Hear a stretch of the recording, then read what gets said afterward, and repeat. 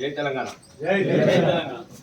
ఈరోజు బీఆర్ఎస్ మండల శాఖ ఆధ్వర్యంలో మన ముఖ్య అతిథిగా విచ్చేసి ప్రెస్ మీట్కు వచ్చినటువంటి లక్ష్మీ బాలకృష్ణ అన్న గారికి మరియు గ్రామ శాఖ అధ్యక్షుడు నరేష్ అన్న, బెజ్జంకి ఉప సర్పంచ్ మరియు vice MPP Tirupati Reddy sir, మాజీ చైర్మన్ రాజన్న గారు, మాజీ ఎంపీపీ లింగాల నిర్మల లక్ష్మణ్ గారు మరియు అనుకో నువ్వు ఫ్యాక్టరీ మూసుకోవాల్సి వస్తుంది. ఒకవేళ ఎవడన్నా నీ ఫ్యాక్టరీకి మద్దతు నిలబడితే వాని పండబెట్టి తొక్కుకుంటా నీ ఫ్యాక్టరీని పతనం చేసడానికి కోసం కూడా మేము సిద్ధంగా ఉన్నామని మేము తెలియజేస్తా ఉన్నాం. ఎందుకంటే ఇది మా ఆక్రోశం. దయచేసి మేము దీన్ని రాజకీయం చేయట్లేదు, అన్ని రాజకీయ పార్టీలను కోరుకుంటున్నాం, అందరి ప్రజల మద్దతు కోరుకుంటా ఉన్నాం. దయచేసి ఈ ఫ్యాక్టరీని బంద్ చేయాలని కోరుతా ఉన్నాం.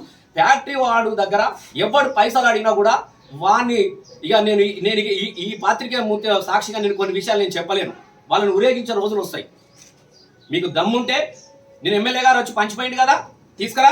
నువ్వు ఎమ్మెల్యే కదనా, పంచు. ఎవడో దాంట్లో బ్రహ్మాండంగా సపోర్ట్లు కొడతాం. నువ్వు పానాలు తీసే ఫ్యాక్టరీ పైసలు తీసుకొచ్చి నువ్వేదో ఇచ్చుకుంటా పెట్టి అంటే ప్రజలను రేపు పొద్దుగాల ఫ్యాక్టరీకి వ్యతిరేకంగా వీళ్ళు ఉండొద్దన్న ఉద్దేశంతో ఇంత కుట్రపూరితంగా రాజకీయాలు చేస్తున్నారు. కాబట్టి ఈ కుట్రపూరిత రాజకీయాలను మేము బంద్ చేయమని మేము చెప్తా ఉన్నాం.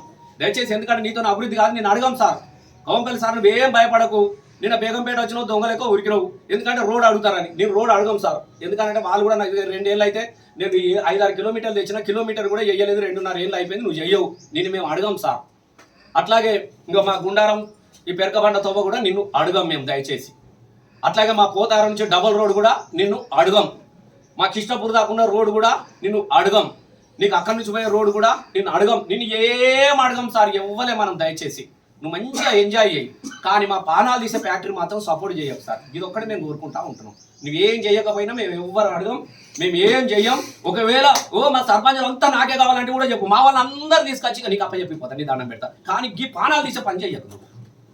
నీ ఫ్యాక్టరీ దగ్గర నీ కార్యకర్తలకు చెప్పు, మేము సాక్ష్యాలతో సహా నిరూపించడానికి సిద్ధంగా ఉన్నాం. లెటర్ ప్యాడ్లు రాసుకోపోయి పైసలు తీసుకొచ్చుకున్నారు.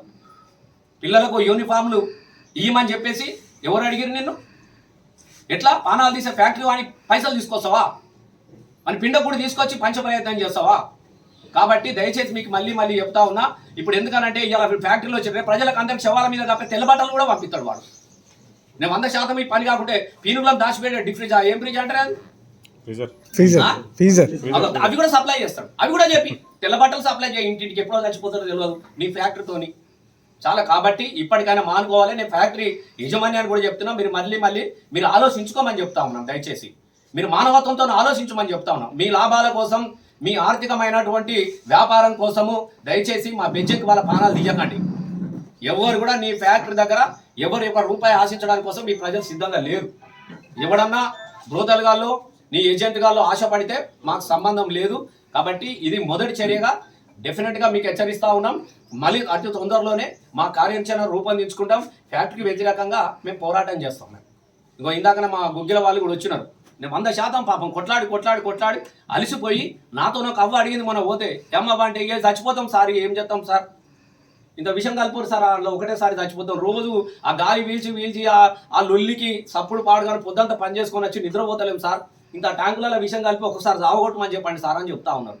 ఇదంతా కడు దయనీయమైనటువంటి పరిస్థితుల్లో ఉంటే ఇలా ప్రజలు కూడా పట్టించుకోలేకుండా ఇలా ఫ్యాక్టరీ పైసలు వసూలు చేసుకుంటా మమ్మల్ని ఇబ్బంది పెట్టే ప్రయత్నం చేయొద్దని చెప్పేసి మేము కోరుకుంటా ఉంటున్నాము. ఫ్యాక్టరీ వాళ్ళని హెచ్చరిస్తా ఉన్నాం. ధన్యవాదాలు.